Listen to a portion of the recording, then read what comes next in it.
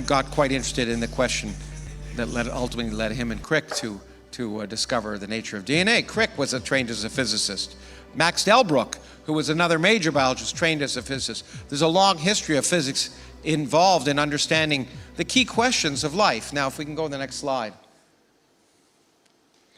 The thing I want to mention here, because it's relevant to the crowd that's here, is how you will hear people tell you that the universe is fine-tuned for life, and that's existence for God.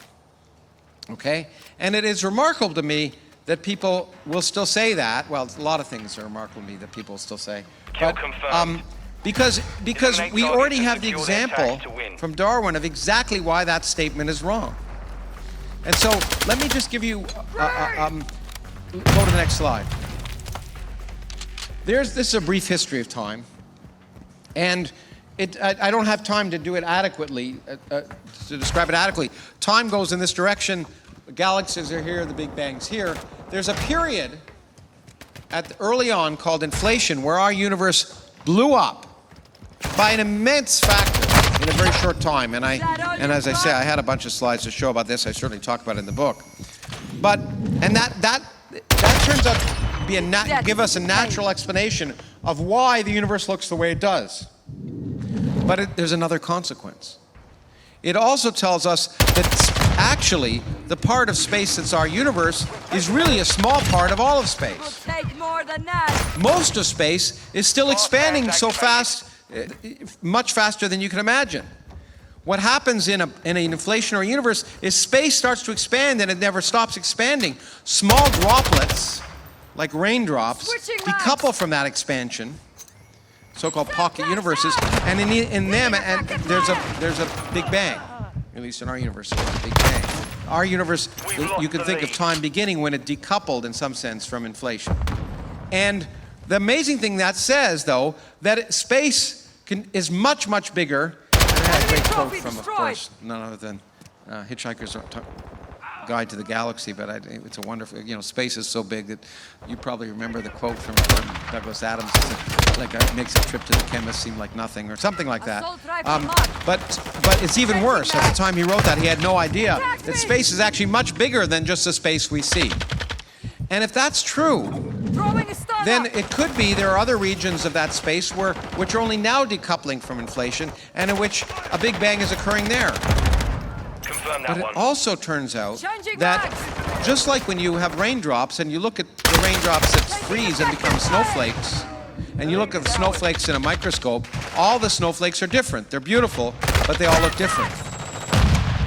And it turns out, it's quite possible, if you go to the next slide, our current picture of the universe is more like this, that there are regions that decouple from inflation, and the laws of physics are what we measure them to be. In other universes, the laws of physics, when you decouple from inflation, it turns out the forces and nature of what the force could be different. In those universes, there may be no galaxies. This is very depressing if you grew up when I grew up, because I grew up wanting to be a physicist so I could figure out why the universe was the way it is, and had to be the way it is. But, of course, if this is true, it means most of the time the universe is totally different. You just happen to find out yourself in a universe like ours, and then galaxies are in it. Well, that gives the fact that there are many universes and the laws of physics can be different in each of them should remind you of the fact that there are many different life forms. And even within a given life form, there's a diversity in a population in the nature of the genes in that population. And that suggests something else. So when it comes to the universe. So if you go to the next slide, which I hope okay. It turns out, as I say, these are many different universes that are forming, and physicists and other people can only live in one of these parts of the multiverse. And if that's true, then you see it really is the case that even if it's true in just a single universe, it says that life is not fine-tuned, that the universe isn't fine-tuned for life, but we're the other way around. So if you go to the next slide, which I think will have the statement. And this is what everyone should automatically recognize.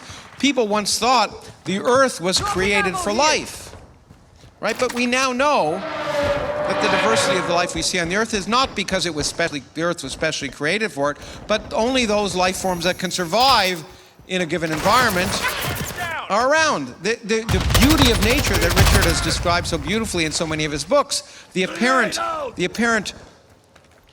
architecture of life forms that are diverse and seemingly miraculous are just due to the fact that they are fine-tuned by natural selection and evolution to be able to exist in their environment.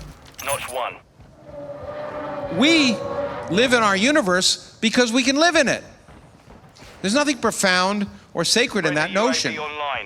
Okay, it would be like, you know, a fish, an intelligent fish would ask, why is the universe made of water? And the answer was, well, if it wasn't, the intelligent fish would be around to ask the question.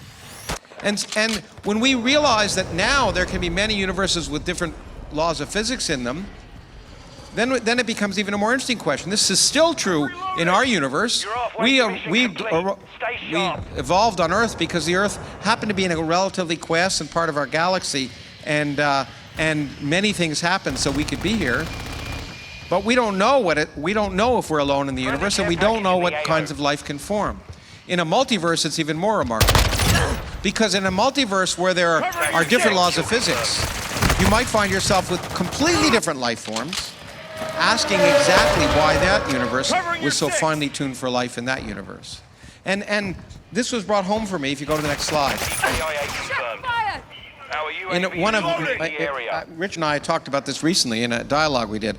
I think it's both of our favorite science fiction books ever, by Fred Hoyle, the great British science writer and astronomer, cosmologist. This is, if you have, you should read this book. It's an amazingly, it's just a wonderful bit of science fiction, and captures, in some ways, accurately the way science is done, in a way that many of them don't. But what is interesting about this particular book is that there is a life form that's a black cloud in space. It eventually turns out to be something that has intelligence, as different as it's possible. And when we think about life forms and what's possible, then anything's possible because we don't know. We know of one example of life based on DNA and ATP and all the rest. We don't know what the possibilities are. I've ever bet with Richard, by the way, which that I happen to think any other life discovered in the universe will probably have exactly the same chemistry. That's my bet. Because I think it's probably the laws of physics and chemistry combined that probably there's one direction that produces effective life forms. And I'd love to be wrong, but that's my bet. And Richard is not so sure. But if there are vastly different kinds of life, then once again, they can live in vastly different kinds of places. And the universe will seem to them, or their local surroundings will seem to be them to be fine-tuned. So the illusion of tuning, the illusion of design, which Darwin destroyed so effectively in life, is still true for the universe. And when someone tells you the universe is fine-tuned for life, it's not. In fact, most of the universe wants to kill us on a daily basis, and one day will.